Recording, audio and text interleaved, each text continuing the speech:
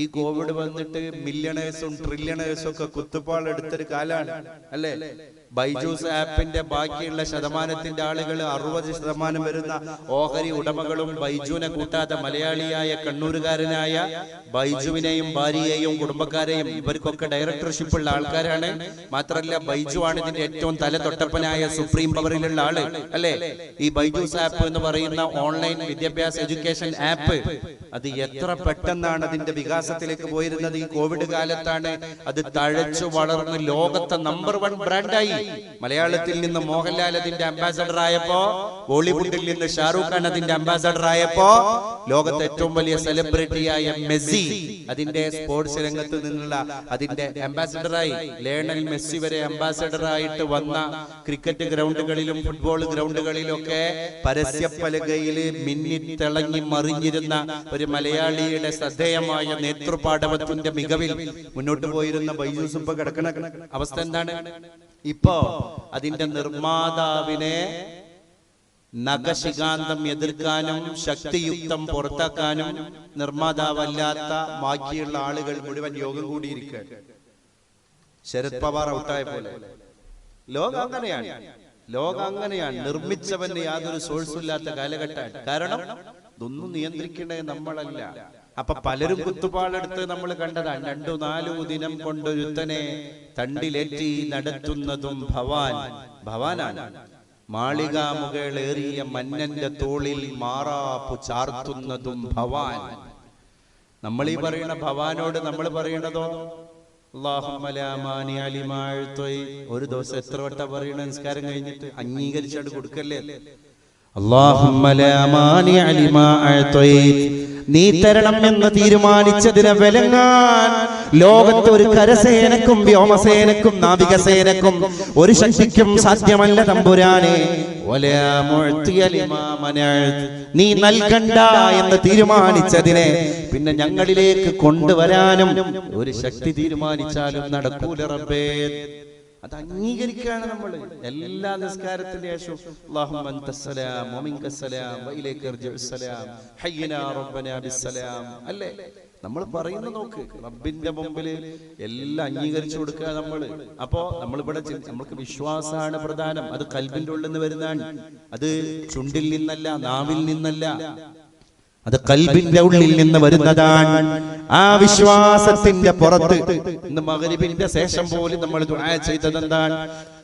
ലാ ഇലാഹ ഇല്ലല്ലാഹ്, അല്ലാഹുവേ നീ അല്ലാതെ ഒരു ആരാധ്യനില്ല, വഹ്ദഹു അവൻ മാത്രം, ലാ ശരീക ലഹു ഈ ഭരണങ്ങളിൽ അവന് അസിസ്റ്റന്റ് ഇല്ല, അവന് മാനേജർ ഇല്ല, അവന് പ്രൈവറ്റ് സെക്രട്ടറി ഇല്ല, അവന് അസിസ്റ്റ് ചെയ്യാനുള്ള വേറെ എംപ്ലോയീസ് ഇല്ല. ലാ ശരീക ലഹു അവൻ വഹ്ദഹു ആദ്യം പറഞ്ഞു, അവൻ ഒറ്റക്ക്. അല്ലാഹുവിന്റെ വഹദാനിയത്തിന് നമ്മൾ കൊടുക്കുന്ന ഒരു പ്രാധാന്യം നോക്കൂ നിങ്ങൾ. എന്നിട്ട് ലാ ശരീക ലഹു ഈ ഭരണത്തിൽ അല്ലാഹുവിനെ സഹായിക്കാൻ അവന്റെ കൂടെ ഒരാൾ പോലും ഇല്ല. ലഹുൽ മുൽക്ക് അധികാരം അവന്റെ കയ്യിലാണ്. വലഹുൽ ഹംദ് അതുകൊണ്ട് സ്തോത്രവും അവനാണ്. സ്തോത്രം എല്ലാ മതത്തിലുണ്ടല്ലോ സ്തോത്രം അല്ലേ? ഹൈന്ദവ ആചാരങ്ങളിൽ സ്തോത്രല്ലേ? സ്തോത്രയില്ലാത്ത ക്രോധമുള്ള ഹൃദയം മതത്തിൽ നിന്ന് അന്യമാണ്, ഭക്തിയിൽ നിന്ന് അന്യമാണ്. ക്രോധാത് ഭവതി സമ്മോഹാത്, സമ്മോഹാ സ്മൃതി വിഭ്രമ, സ്മൃതി വിഭ്രമ ബുദ്ധിനാശോ, ബുദ്ധിനാശോ പ്രാണശ്യതി. ഭഗവത്ഗീതയിൽ പറയുന്നില്ലേ? ഈശോ മിശിഹായ്ക്ക് സ്തുതിയായിരിക്കട്ടെ എന്ന് അച്ഛൻ ഇടയൻ പറയുമ്പോ കുഞ്ഞാടുകൾ പറയുന്ന ഒരു വാക്കുണ്ട്, എപ്പോഴും സ്തുതിയായിരിക്കട്ടെ. അപ്പൊ എന്താണ്? ഹംദാണ്, സ്തുതി. സ്തുതി ഹംദ് അല്ലേ? ഹംദില്ലാത്ത ഒരു കാര്യത്തിനും ബർക്കത്തില്ല എന്നാണ്. ലഇൻ ശകർതും നിങ്ങൾ എന്നെ ഇങ്ങനെ സ്തുതിക്കുന്നുണ്ടോ, ഞാൻ ചെയ്ത കാര്യങ്ങൾക്ക് നന്ദി പറയുന്നുണ്ടോ, ലഅസീദന്നകും അപ്പൊ ഞാൻ വീണ്ടും വീണ്ടും എന്റെ അനുഗ്രഹങ്ങളെ നിങ്ങൾക്ക് ഇങ്ങനെ തരും. അപ്പൊ നന്ദിയുള്ള കൽബാവും എപ്പോഴും. ഇപ്പൊ നമ്മള് അത് കമ്പാരിറ്റീവ്ലി നമ്മൾ ആലോചിക്കേണ്ട ഒരു കാര്യമാണ്. താരതമ്യം ചെയ്തിട്ടാണ് നമ്മളത് പഠിക്കേണ്ടത്. നന്ദി എങ്ങനെ കിട്ടുക, നന്ദി എങ്ങനെയാണ് പഠിക്കുക, നന്ദി എങ്ങനെയാണ് മനസ്സിലാക്കുക? അല്ലാഹുവേ ഒരു വീൽ ചെയറിലല്ല ഞാൻ ഇവിടെ വന്നിരിക്കുന്നത് തമ്പുരാനെ, ലെഫ്റ്റ് റൈറ്റ് സൈഡിൽ ഒരാൾ ഷോൾഡറിൽ പിടിച്ചിട്ടല്ല ഞാൻ ഇവിടെ വന്നിരിക്കുന്നത് തമ്പുരാനെ, സ്ട്രക്ചറിൽ കിടത്തിയിട്ട് എന്നെ ഒരാൾ ഇവിടെ കൊണ്ടുവന്നിട്ടില്ല തമ്പുരാനെ.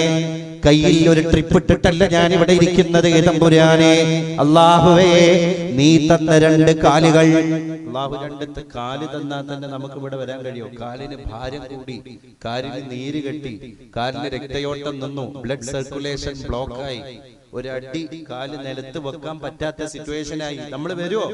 അള്ളാഹു തന്ന കാലിൽ നീരോടി ചോരയോടി അതിന്റെ ഫംഗ്ഷൻ വളരെ ഓർഡറിൽ മുന്നോട്ട് പോയപ്പോ ആ കാലൂന്നിയിട്ട് പരസഹായമില്ലാതെ വീൽ ചെയറിൽ ഇരിക്കാതെ സ്ട്രക്ചറിൽ കിടക്കാതെ നമ്മൾ ഒറ്റക്ക് നടന്നു വന്ന് ഇവിടെ ഇരിക്കുകയാണ്. ആ ഇരുത്തത്തിന്റെ പേരിൽ നമ്മൾ എത്ര ശുക്ർ ചെയ്യണം. ലഇൻ ശകർതും, ആ ആരോഗ്യം അല്ലാഹു തന്നതിന്റെ പേരിൽ നിങ്ങൾ റബ്ബിനെ ശുക്ർ ചെയ്തോ ലഅസീദന്നകും, അപ്പൊ ആരോഗ്യം വീണ്ടും റബ്ബ് നിങ്ങൾക്ക് തരും. ഓരോ മൊമെന്റിലും നമ്മൾ ആലോചിക്കുക. അതാണ് നമ്മളെക്കാൾ ഒരു പടി താഴ്ന്ന ആളുകളിലേക്ക് നമ്മൾ ചിന്തിച്ചിട്ട് വേണം നമ്മൾ അനുഗ്രഹത്തിന്റെ ഡെപ്ത് നമ്മൾ വായിക്കാൻ എന്നാണ്. ഇപ്പൊ ഫലസ്തീനെ പറ്റി ഒന്ന് ആലോചിക്കുക. 2024 ഇതേ ഇറയിലാണ് ഫലസ്തീൻ ജനതയും നമ്മളെ കൂടെ ജീവിക്കുന്നത്. നമ്മളെ വീട്ടിലുള്ള കുട്ടിക്ക് ഫുഡിന്റെ ബ്രാൻഡ് അറിയാം, നമ്മളെ വീട്ടിലുള്ള കുട്ടിക്ക് ആ കുട്ടിക്ക് എടുക്കുന്ന ഡ്രസ്സിന്റെ ബ്രാൻഡ് അറിയാം. പണ്ടത്തെ കാലത്തൊക്കെ ഞാൻ ഉപ്പ നിനക്ക് ടോയ് കൊണ്ടുവരുന്നു പറഞ്ഞാൽ മതിയായിരുന്നു. ഒരു കുട്ടിക്ക് ആ ടോയ് കിട്ടിയാൽ വലിയ അത്ഭുതമായിരുന്നു.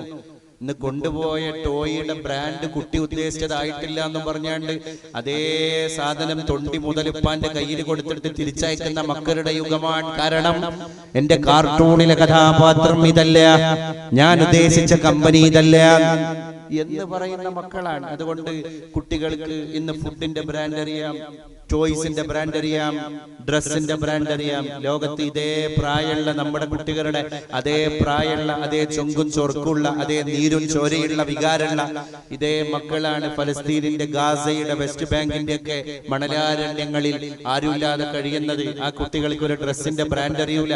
ആരോ എറിഞ്ഞു കൊടുക്കുന്നത് നനുനനുത്തത് എന്നും പറഞ്ഞിട്ട് മിനുമിനുത്തത് എന്നും പറഞ്ഞിട്ട് ബ്രാൻഡ് നോക്കാതെ മേനി മറക്കാൻ എടുത്തണിയുന്ന കുഞ്ഞുമക്കള്. ആരോ എറിഞ്ഞു കൊടുക്കുന്ന ഉണക്ക റൊട്ടി അത് പഴയതാണോ പുതിയതാണോ ഡേറ്റ് കഴിഞ്ഞതാണോ ഒന്നും നോക്കാതെ കൊക്കിൽ ആത്മാവിനെ നിലനിർത്താൻ വേണ്ടിയിട്ട് കഷ്ടപ്പെട്ടിട്ട് ഉണക്ക റൊട്ടി പോലും വെള്ളത്തിൽ മുക്കി കഴിക്കുന്ന കുഞ്ഞുമക്കൾ അല്ലേ. ടോയ് അത് ചിന്തിക്കാൻ പോലും ആ കുട്ടികൾക്ക് വൈകാരികമായിട്ട് കഴിയൂല. ആ കുട്ടികൾക്ക് ആകെ അറിയുന്നത് ഒരു ബ്രാൻഡാണ്. ഡ്രസ്സിന്റെ ബ്രാൻഡ് അറിയാത്ത, ഷൂവിന്റെ ബ്രാൻഡ് അറിയാത്ത, ടോയിയുടെ ബ്രാൻഡ് അറിയാത്ത, ഫുഡിന്റെ ബ്രാൻഡ് അറിയാത്ത ഫലസ്തീനിലെ മക്കൾക്ക് ആകെ അറിയുന്നത് ഒരു ബ്രാൻഡാണ്. ആ ബ്രാൻഡ് നമ്മളെ കുട്ടികൾക്ക് അറിയൂല. അതേതാണ്? അമേരിക്കന്റെ ജോൺ ബൈഡന്റെ പട്ടാളക്കാർ നിർമ്മിച്ചിട്ട് നെതന്യാഹുവിന്റെ പട്ടാളക്കാരുടെ കയ്യിലേക്ക് കൊടുക്കുന്ന യന്ത്ര തോക്കുകളുടെ മാത്രം ബ്രാൻഡും അതിന്റെ ഉള്ളിലുള്ള തിരകളും ആ തിരയുടെ വേഗതയും ആ വേഗതയിൽ അത് തുളച്ചു കയറുമ്പോൾ ഉണ്ടാകുന്ന വേദനയും ലോകത്തോട് ആധികാരികമായിട്ട് സംസാരിക്കാൻ കഴിയുന്ന ഒറ്റ കുട്ടിയുള്ളൂ. അത് ഫലസ്തീനിലെ കുട്ടിയാണ്, അത് ഫലസ്തീനിലെ മക്കളാണ്.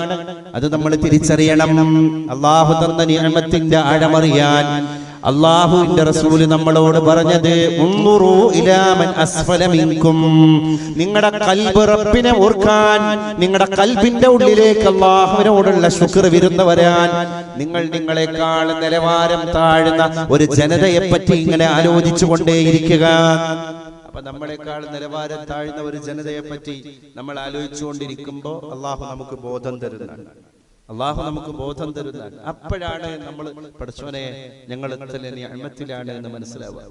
അപ്പോഴാണ് നമുക്ക് മനസ്സിലാവുക. ഞാൻ ഈ നേപ്പാളിൽ പോയപ്പോൾ എനിക്ക് ഏറ്റവും കൂടുതൽ ഫീൽ ചെയ്തൊരു കാര്യം മൊബൈൽലെസ് സൊസൈറ്റി.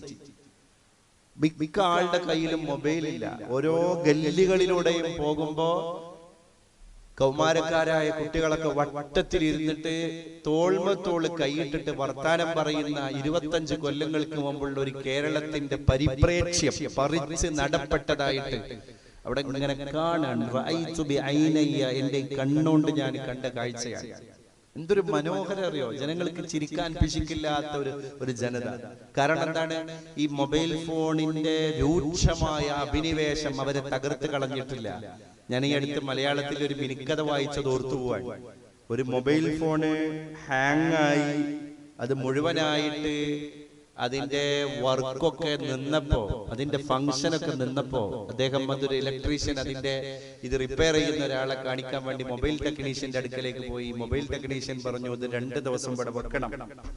അപ്പൊ അത് കൊടുത്തിട്ട് ശൂന്യമായ കൈകളുമായിട്ട് ഇയാൾ വീട്ടിലേക്ക് പോവാൻ, മൊബൈൽ ഇല്ലാത്ത 2 ദിവസം. അപ്പൊ അദ്ദേഹം പറയാണ്, ഞാൻ ഇന്ന് അടുക്കളയിലെ ഒരു പുതിയ യന്ത്രത്തെ തിരിച്ചറിഞ്ഞു. ആ യന്ത്രം വെളുപ്പിന് കുടിച്ച വെള്ളം ഉച്ചയാകുമ്പോഴേക്ക് പുറത്തേക്ക് വരുമ്പോ അതിൽ ഉപ്പിന്റെ രാസപരിവർത്തനുണ്ട്. സയൻസിന്റെ കെമിസ്ട്രി ലാബിലെ ടീച്ചർ പോലും പറഞ്ഞു തരാത്ത രാസപരിവർത്തനം ഞാൻ കണ്ടത് ആ യന്ത്രത്തിലാണ്. എങ്ങനെയാണ് കുടിച്ച പച്ചവെള്ളം പുറത്തേക്ക് വിയർപ്പായി വന്നപ്പോ ഉപ്പ് നിറഞ്ഞ ലവണാംശമുള്ളതായി മാറിയത്? ആ യന്ത്രം എന്റെ അമ്മയായിരുന്നു. പിന്നെ വീട്ടിലേക്ക് വിരുന്നു വന്ന പെങ്ങളെ ഞാൻ കണ്ടു. അവളായിട്ട് ഒത്തിരി നേരം സംസാരിച്ചു. അപ്പൊ അതിന്റെ ഇടയിലൊക്കെ പെങ്ങൾ വിരുന്നു വന്നിട്ടും പോയതാണ്. പക്ഷേ ആ കാഴ്ചകളിലൊക്കെ കുഞ്ഞോളെ എന്താ വിവരങ്ങൾ എന്നൊക്കെ ചോദിക്കുക എന്നല്ലാതെ ബോധം പുറത്തേക്ക് വന്നിട്ടില്ലായിരുന്നു. സിറ്റ് ഔട്ടിലേക്ക് പോയപ്പോ ചാരു കസേരയിൽ ചോര തുപ്പിയിട്ട് ചുമച്ച് ചമ്പ്രം പടിഞ്ഞിരിക്കുന്ന ഒരു ജന്മത്തെ ഞാൻ കണ്ടു. എന്റെ ഉമ്മറ കോലായിൽ ചാരു കസേരയിൽ ചമ്പ്രം പടിഞ്ഞിരിക്കുന്ന വളഞ്ഞ ഹാൻഡലുകളുള്ള ആ 2 വീലറിലേക്ക് ഞാൻ ഒന്നുകൂടി നോക്കി. ആ 2 വീലറാണ് എന്റെ അച്ഛൻ, അല്ലെങ്കിൽ എന്റെ ബാപ്പ, അല്ലേ? ടയറുകൾ 2ഉം തേഞ്ഞുപോയ എന്റെ വീട്ടിന്റെ ഷെഡിൽ ഒടിഞ്ഞു തൂങ്ങിക്കിടക്കുന്ന, ആർക്കും ആവശ്യമില്ലാത്ത ദുരുമ്പിച്ച പഴയ 960 ഒരു 2 വീലർ. പഴയ എഞ്ചിനാണ്, പക്ഷെ ഫംഗ്ഷൻ ഭയങ്കര. അപ്പൊ ടയറുകൾ 2ഉം തേഞ്ഞു പോയിരിക്കുന്നു എന്ന് പറയാൻ കാരണം എന്താണ്? എന്റെ ഉപ്പ വലിയ ഭാരമുള്ള ചുമടുകൾ ചുമന്നിട്ട് ജീവിതത്തിന്റെ 2 അറ്റം കൂട്ടിമുട്ടിക്കാനുള്ള ഓട്ടത്തില് ചെരുപ്പ് പോലും തേഞ്ഞിട്ട് ഓടി ഓടി നടന്നു പോയിട്ട് എന്റെ ഉപ്പാന്റെ കാലുകളിൽ ഒരുപാട് മാറ്റണ്ടായിട്ടുണ്ട്, വിണ്ട് കീറിയിട്ടുണ്ട്. അപ്പൊ 2 വീലർ പിതാവാണ്. ഹാൻഡിൽ വളഞ്ഞിട്ടുണ്ട് എന്ന് പറഞ്ഞാല് ഉപ്പാന്റെ മുതുകൊക്കെ നന്നായി വളഞ്ഞു പോയിട്ടുണ്ട് ഈ ചുമടെടുത്ത ഭാരത്തിൽ, അല്ലേ? ഹെഡ്ലൈറ്റിന് നിറം മങ്ങിയിട്ടുണ്ട്. ഇനി ഓട്ടിക്കഴിഞ്ഞാൽ കുണ്ടിലും കുഴിയിലും വീഴാനുള്ള സാധ്യത കൂടുതലാണ്. നോക്കൂ നിങ്ങൾ ആ ഭാഷ, അല്ലേ? ഹെഡ്ലൈറ്റിന് നിറം മങ്ങിയിട്ടുണ്ട്. എന്റെ ഉപ്പാന്റെ കണ്ണിന് ഇപ്പൊ തിമിരം ബാധിച്ചിട്ടുണ്ട്. ഇനിയും ജോലിക്ക് പോവാന്നും പറഞ്ഞാണ്ട് ഉമ്മയും ബാക്കിയുള്ള മക്കളും കൂടിയിട്ട് ഈ ഇരിക്കുന്ന ബാപ്പാനെ പുറത്തേക്ക് ഇറങ്ങിക്കഴിഞ്ഞാൽ കുണ്ടിലും കുഴിയിലും വീണുപോയിട്ട് ഒടിഞ്ഞു പോകാനുള്ള സാധ്യത കൂടുതലാണ്. നമ്മൾ തിരിച്ചറിയണം. നമ്മളാക്കിയ ചില ജന്മങ്ങളെ പോലും നമ്മൾ തിരിച്ചറിയുന്നത് യന്ത്ര സംസ്കാരങ്ങളിൽ നിന്ന് നമ്മൾ മാറി നിൽക്കുമ്പോഴാണ്. അല്ലെങ്കിൽ നമ്മളൊരു യന്ത്രമാവും, അല്ലേ? ഇന്ന് നോക്കൂ നിങ്ങൾ, മന്ത്രങ്ങൾ പോലും യന്ത്രങ്ങൾ ഏറ്റെടുത്ത കാലത്തന്നുണ്ട്. ഇപ്പൊ അടുത്ത് ഒരു സ്ഥലത്തുനിന്നൊരു വാർത്ത വന്നു. അവിടെ ഖുർആൻ മരിച്ചെടുത്ത് ഖുർആൻ ഓതാൻ ആളില്ലാത്തോണ്ട് ചൈന ഇറക്കിയ ഒരു മൊബൈൽ ഫോണിന്റെ ഒരു പെന്നുണ്ട്. ആ പെന്ന് ഓൺ ചെയ്ത് വെച്ചു. യാ അല്ലാഹ്, അതില് അബ്ദുള്ള അഫാസിന്റെ ഖുർആൻ കിട്ടും, അബ്ദുള്ള സുദൈസിന്റെ ഖുർആൻ കിട്ടും, അതുപോലെ തന്നെ ഷുറൈമിന്റെ ഖുർആൻ കിട്ടും, മാഹിർ മുഅയ്യിഖിലിയുടെ ഈണത്തിലുള്ള ഓത്ത് കിട്ടും. പക്ഷേ നമ്മളെ സ്വന്തം ഇൽമു പഠിച്ച മക്കള് മയ്യത്തിന്റെ തലക്കപ്പുറത്തിരുന്ന് ഓതുന്ന ആ ഓത്തിന്റെ ഡെപ്ത് അവിടെ ഒന്നും കിട്ടൂലല്ലോ. അതാണ് മന്ത്രങ്ങൾ പോലും യന്ത്രങ്ങൾ ഏറ്റെടുത്ത ഒരു കാലഘട്ടത്തിലാണ് നമ്മളുള്ളത്. ഇനി എല്ലാം ഇവന്റ് മാനേജ്മെന്റ് ആയിരിക്കും, അല്ലെ? വീട്ടിലൊരു മരണം നടന്നിട്ടുണ്ട്, ഏത് കമ്പനിക്കാണ് കൊടുക്കേണ്ടത് എന്ന് ചോദിക്കുന്ന കാലം അതിവിദൂരമല്ല, അനതിവിദൂരമാണ് എന്നർത്ഥം. എന്ന് പറഞ്ഞാല് അവര് വളരെ ഈസി ആയിട്ട് ജനാസ കുളിപ്പിക്കും, അവര് കഫൻ ചെയ്യും, അവര് വേണ്ട ശേഷക്രിയകളൊക്കെ തന്നെ അവര് ചെയ്യും. അപ്പൊ ഉദകം ചാർക്കാനുള്ള കുന്തിരിക്കം അവരെ കെയർ ഓഫിലാണ്. അതുപോലെ തന്നെ കഫം പുടവ അവരുടെ കെയർ ഓഫിലാണ്, കുഴിവെട്ടല് അവരുടെ കെയർ ഓഫിലാണ്, മയ്യത്തിനെ ഇറക്കി വെക്കല് അവരുടെ കെയർ ഓഫിലാണ്, മൂടുകല്ല് അവരുടെ കെയർ ഓഫിലാണ്. ഇവന്റ് മാനേജ്മെന്റ് ഏറ്റെടുക്കുന്ന കാലഘട്ടത്തിലേക്ക് മനുഷ്യൻ പ്രയാണം ചെയ്തുകൊണ്ടിരിക്കുക. നമ്മളെ മറക്കുക, അല്ലേ? അപ്പൊ ഈ മൊബൈൽ ഫോൺ ഇല്ലാത്ത നേപ്പാളിലെ കുഗ്രാമങ്ങളിലൂടെ നടന്നു പോയപ്പോ നമുക്ക് 10-20 കൊല്ലം മുമ്പ് നഷ്ടപ്പെട്ടു പോയ നമ്മുടെ സർഗാത്മകമായിട്ട് വരുന്ന വഴിഞ്ഞു വാർന്നു വീഴുന്ന ചില ചിരികളുണ്ടല്ലോ. നമ്മുടെ ഉള്ളിൽ നിന്ന് പുറത്തേക്ക് നയാഗ്ര വെള്ളച്ചാട്ടം പോലെ ഒഴുകുന്ന മണിമുത്തുകളായിരിക്കുന്ന ചിരി, രസം, തമാശ, നർമ്മം, കുശലം, വർത്തമാനങ്ങള്, പാരസ്പര്യ ബന്ധത്തിന്റെ രൂഢത, അതൊക്കെ അവിടെ നിന്ന് തിരിച്ചറിയാൻ കഴിഞ്ഞു. നമ്മളിങ്ങനെ പോവാൻ, അല്ലേ? നാട്ടുപ്രധാനം നഗരം ദരിദ്രം. കുറ്റിപ്പുറം എന്ന് പറയുന്ന കവിയാണ് എഴുതിയത്, ഇടശ്ശേരി. അദ്ദേഹം കുറ്റിപ്പുറത്ത് നിന്ന്, കുറ്റിപ്പുറം എന്ന് വലിയ ഗ്രാമ, മലപ്പുറം ജില്ലയിലെ ഗ്രാമമായിരുന്നു കുറ്റിപ്പുറം. അദ്ദേഹം പിന്നെ എടപ്പള്ളിയിലേക്ക് ജീവിതം പറിച്ചു നടുക. അപ്പൊ കുറ്റിപ്പുറം എന്ന് പറയുന്ന ഗ്രാമത്തിൽ നിന്ന് എടപ്പള്ളിയാകുന്ന അന്നത്തെ നഗരത്തിലേക്ക് ജീവിതം പറിച്ചു നട്ടപ്പോ അദ്ദേഹത്തിന് തോന്നിയ വരികളാണ് അദ്ദേഹം എഴുതി വെച്ചത്. എന്താ അദ്ദേഹം എഴുതിയത്? നാടു പ്രധാനം നഗരം ദരിദ്രം. നഗരം ദരിദ്രാണ് അത്ര. അപ്പൊ നമ്മളല്ലേ പറയല്, ഒരു വാർപ്പ് നടക്കുകയാണെങ്കിൽ, ഒരു കോൺക്രീറ്റ് നടക്കുകയാണെങ്കിൽ, മെറ്റൽ കിട്ടണമെങ്കിൽ നഗരത്തിൽ പോണ്ടേ, സിമന്റ് വാങ്ങണമെങ്കിൽ നഗരത്തിൽ പോണ്ടേ, ഏത് സാധനങ്ങളും നഗരത്തിലല്ലയോ ലഭ്യമാവുക. എന്നിട്ടും കവി പറയുന്നത് നാടു പ്രധാനം നഗരം ദരിദ്രം, നാട്ടിൻ പുറം നന്മകളാൽ സമൃദ്ധം.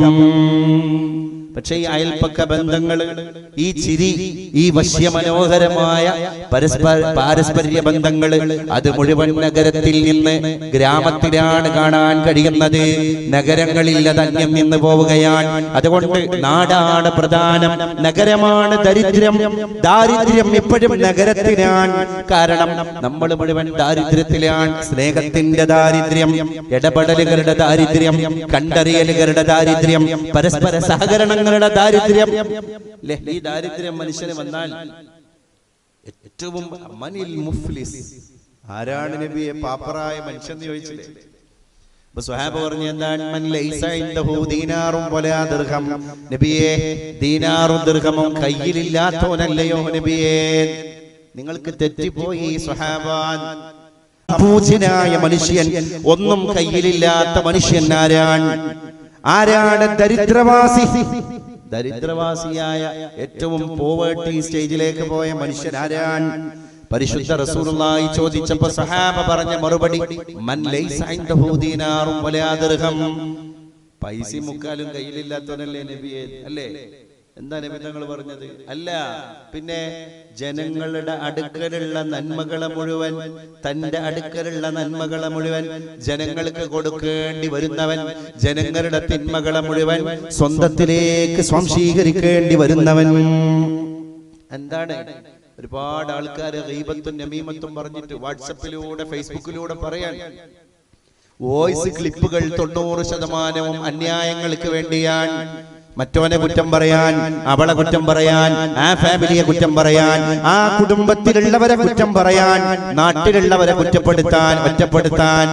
അങ്ങനെ നാവിനെ മുഴുവൻ ചെലവിട്ട വോയിസ് ക്ലിപ്പുകളിൽ മിക്കതും മറ്റുള്ളവന്റെ അഭിമാനത്തിന് ക്ഷതം വരുത്താനുള്ളവയാണ്. ഒരാളുടെ അഭിമാനത്തെ ക്ഷതം വരുത്തിയാൽ അല്ലാഹു തആല നാളെ കൊടുക്കുന്ന റിവഞ്ച്, അതിനുള്ള പ്രതികാരം എങ്ങനെയാണ്?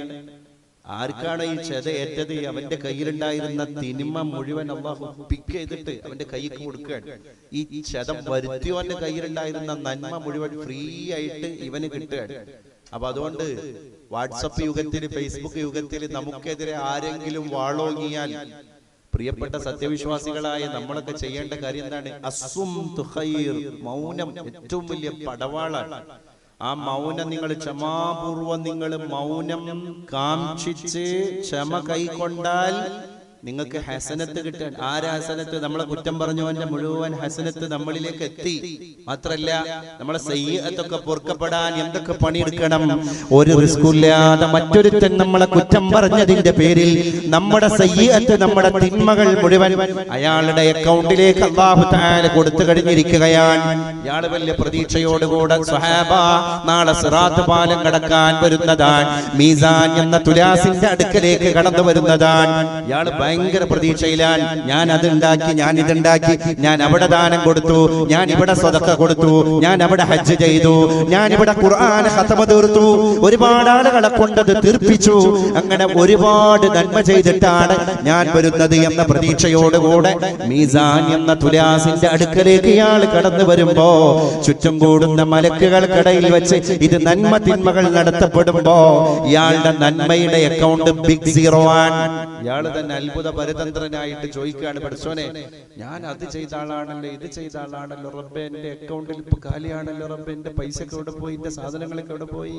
അപ്പൊ അല്ലാഹു തആല യഥാർത്ഥ ഡോക്യുമെന്റ്സിന്റെ പേപ്പർ കണ്ടെടുക്കുകയാണ്. എന്നിട്ട് തെളിവ് സഹിതം ഡാറ്റ വെച്ചിട്ട് അല്ലാഹു തആല ഇയാളോട് കാര്യങ്ങളൊക്കെ പറഞ്ഞു ബോധ്യപ്പെടുത്തുമ്പോ സ്വീകരിക്കേണ്ടി വരികയാണ്. അപ്പൊ രേഖയിൽ ഒന്നുമില്ല, സംപൂജ്യനാണ്, ശൂന്യനാണ്. ആ ശൂന്യനായവനാണ് മുഫ്ലിസ്, പാപ്പറായി.